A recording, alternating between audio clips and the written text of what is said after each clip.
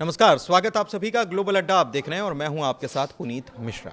आज हम बात करने वाले हैं ईरान की। ईरान की बात क्यों करने वाले हैं? क्योंकि ईरान एक बार फिर से अपनी ताकत का जिक्र कर रहा है और वो ये बता रहा है कि हमारी ताकत केवल ईरान में नहीं है बल्कि कई सारे मुल्क हैं जो हमारे साथ खड़े हैं और हमारी ताकत में इजाफा कर रहे हैं। इसके खबर के सामने आने के बाद जाहिर सी बात है कि इजराइल की फिक्र, चिंताएं, टेंशन कुछ भी कह लीजिए वो बढ़ गई है और इजराइल अब इन मोसाद जो है वो इसका पता लगाने में जुट गया होगा कि अब ये ईरान का खेल कौन सा है और आगे क्या खेल किया जा सकता है।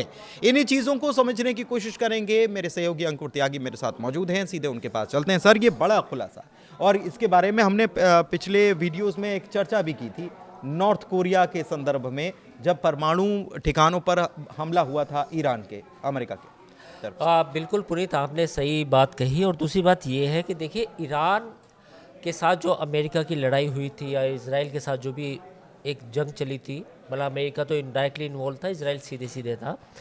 तो तब भी ये बात सामने आई थी कि ईरान अपना जो न्यूक्लियर प्रोग्राम है उसको कैसे इंटैक्ट रखेगा, क्योंकि ये भी खबरें थी कि भाई उसने यूरेनियम जो था अपना उसको शिफ्ट कर लिया। फिर सैटेलाइट से इमेज आई कि भाई जो उनका फार्दो जो परमाणु प्लांट था उसके आसपास करीब 40-50 गाड़ियाँ देखी गई। तो ये तमाम खबरें आई, लेकिन उस समय एक बात कही गई थी, हमने अपने पुराने वीडियो में भी उसका जिक्र किया था कि ईरान अब अपने परमाणु कार्यक्रम को ईरान की बजाय कहीं बाहर शिफ्ट करने वाला है। तो लगभग वही बात ईरान के जो रक्षा मंत्री है अजीज नसीर ज़ादे, इन्होंने कही है। इन्होंने ये कहा है कि जो ईरान है उसने अपना जो हथियार बनाने की कैपेबिलिटी है, परमाणु हथियार, वो अब कई और देशों में शिफ्ट किए हैं या वहाँ पर बन रही है। हालांकि उन्होंने किसी मुल्क का नाम नहीं लिया, तो वो एनालिसिस हम कर देंगे। हम आपको इस वीडियो में बताएंगे कि ईरान के जो डिफेंस मिनिस्टर का बयान है वो किस तरफ इशारा करता है। तो ये हम वीडियो में आगे बताएंगे। लेकिन अब ये बात साफ हो चुकी है कि ईरान को मालूम है कि जब भी वो अपने कंट्री में फैसिलिटी बनाएगा न्यूक्लियर, उसका पता चल जाएगा, तो इसलिए उसके लिए बेहतर है कि वो अपनी न्यूक्लियर फैसिलिटी को किसी दूसरे देश में शिफ्ट करे या वहाँ से यूरेनियम लेके आए और अपने देश में बम बनाए। लेकिन एक चीज़ है कि मैंने जैसे ही कहा वीडियो में कि भाई ये इजराइल को खबर, मोसाद सबसे तेज़ तर्रार एजेंसी मानी जाती है, तो मोसाद तो एक्टिव हो ही गया होगा। और मुझे लगता है कि केवल ये ईरान के कहने भर से नहीं, मोसाद को ये पता होगा, इजराइल को ये पता होगा कि कहाँ कहाँ कौन कौन मुल्क ईरान के साथ खड़े होंगे या उनके लिए काम कर रहे होंगे। बिल्कुल, मोसाद को पता चले ना चले उससे कोई फ़र्क नहीं पड़ता, लेकिन अब ये बड़ा बयान है। अगर हम इस बयान की बात करें तो ये बयान अपने आप में एक ऐसा बयान है जो मतलब हैरान कर देने वाला है कि ईरान ने ये कैपेबिलिटी डेवलप की है। अब ईरान का क्या कहना है कि भाई हम कई और देशों में हथियार बनाएंगे। तो अब हम बता देते हैं कि वो देश कौन से हैं। देखिए, जो एक्सपर्टाइज चाहिए टेक्नोलॉजी का, वो कहीं ना कहीं चाइना से मिल सकता है ईरान को, उसमें कोई संदेह नहीं है। नंबर 2, ईरान का जो न्यूक्लियर ये प्रोग्राम है, जो उसकी प्रोसेसिंग है यूरेनियम की, और जो सेंट्रीफ्यूज, जो हाई हैवी रिएक्टर सेंट्रीफ्यूज है, वो नॉर्थ कोरिया में बनाए जा सकते हैं। यानी कि ईरान इस काम को नॉर्थ कोरिया को आउटसोर्स कर सकता है कि भाई मेरे यहाँ तो मुश्किल है, क्योंकि अमेरिका की नज़र है, दुनिया की नज़र है, IAEA की नज़र है, आप बनाइए। जब डेवलप हो जाएगा, यानी कि जब ईरान इस कैपेसिटी में आ जाएगा कि वो परमाणु बम बनाने की उसके पास क्षमता आ जाएगी, तब हम इसका टेस्ट कर लेंगे और अपने देश को as a atomic power declare कर देंगे।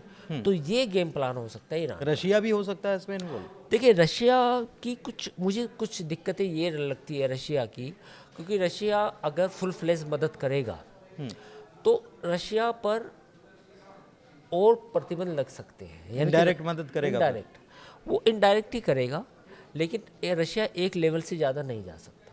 रशिया टेक्निकली देखेगा, जब उसे लगेगा कि अमेरिका ज़्यादा दबाव डाल रहा है रूस पर या रूस का ज़्यादा नुकसान हो रहा है, तो वो तब कर सकता है।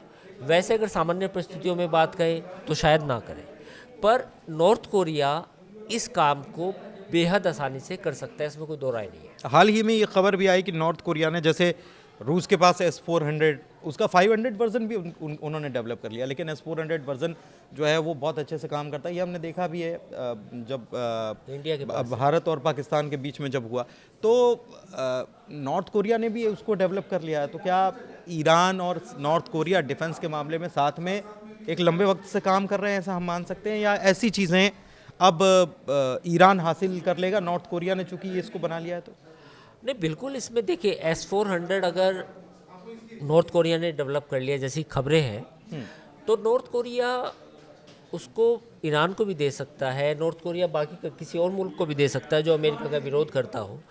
तो ये कोई बड़ी बात नहीं है। दूसरी बात ये है कि इस बार जो ईरान और इजराइल की लड़ाई हुई, ईरान को थोड़ी सी जो दिक्कत आई वो ये आई कि एयर डिफेंस सिस्टम नहीं था उतना पावरफुल। तो अगर S-400 टाइप का कुछ एयर डिफेंस सिस्टम डेवलप कर लेता है ईरान या फिर कहीं से मदद मिल जाती है तो फिर मुश्किल होगा इजराइल के लिए। क्योंकि देखिए यूक्रेन में क्या हुआ, यूक्रेन में आज भी उसका यूक्रेन का जो एयर स्पेस है वो पूरी तरह रूस के कब्जे में नहीं है। उसकी वजह क्या है कि उसकी वजह ये है कि थर्ड बैटरी वहाँ पे काम कर रही है, उसकी वजह यह है कि पेट्रोल सिस्टम वहाँ पे लगा है।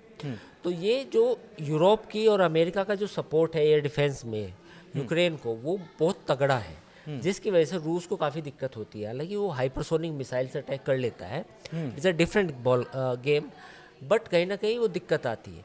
ईरान के पास अगर ये कैपेसिटी आएगी एयर डिफेंस की, then it will be very difficult for the Israeli and Americans कि वो फिर कुछ इस तरह की हिमाकत कर पाए जो अभी 2 महीने पहले हुई थी। अच्छा, एक चीज़ और है, वो हाल के दिनों में हमने ये देखा है कि मिडिल ईस्ट में इजराइल की तरफ से ये कहा जा रहा था कि हमने हिजबुल्लाह को न्यूट्रलाइज कर दिया है, हमास को बहुत पीछे धकेल दिया है और हम गाज़ा सिटी को बस कब्जा करने को बिल्कुल मुहाने पर हैं, और हुतीज़ को भी हमने कंट्रोल कर लिया है। लेकिन बीते दिनों ये खबर आई कि हुतीज़ के पास कुछ ऐसे हथियार पहुंचाए जा रहे थे जो यमन की सरकार ने कुछ सीज़ किए, उसमें रासायनिक हथियारों का शक गहरा गया, या हिजबुल्लाह जो है उसको फिर से एक नया कॉरिडोर बनाने की तैयारी चल रही है, जो कि ईरान और इराक के ज़रिए कॉरिडोर बनाने की तैयारी जो लेबनान तक जाएगा।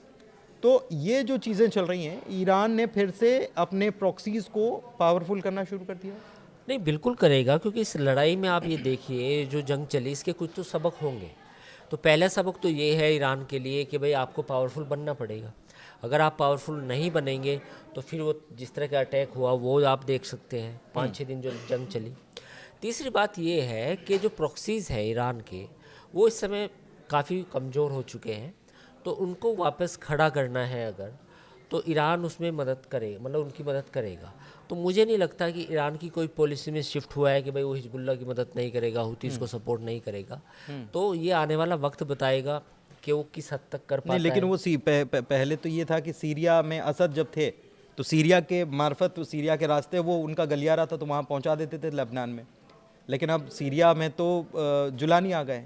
तो ये एक प्लान चल रहा है कि इराक से फिर वो लेबनान। इराक एक तरह से शिया पॉपुलेशन काफ़ी है इराक में, और they are also part of government, और कुछ वहाँ पर मेहदी आर्मी है और बहुत सारे ऐसे ग्रुप्स हैं, फ्रैक्शंस हैं जो ईरान के सपोर्ट में रहे हैं। तो जो शिया कम्युनिटी है ईरान में वहाँ काफ़ी इन्फ्लुएंस है ईरान का, और ख़ास तौर पर जो इनके सुप्रीम लीडर हैं। तो मुझे नहीं लगता कि इराक में ईरान को सपोर्ट नहीं मिलेगा।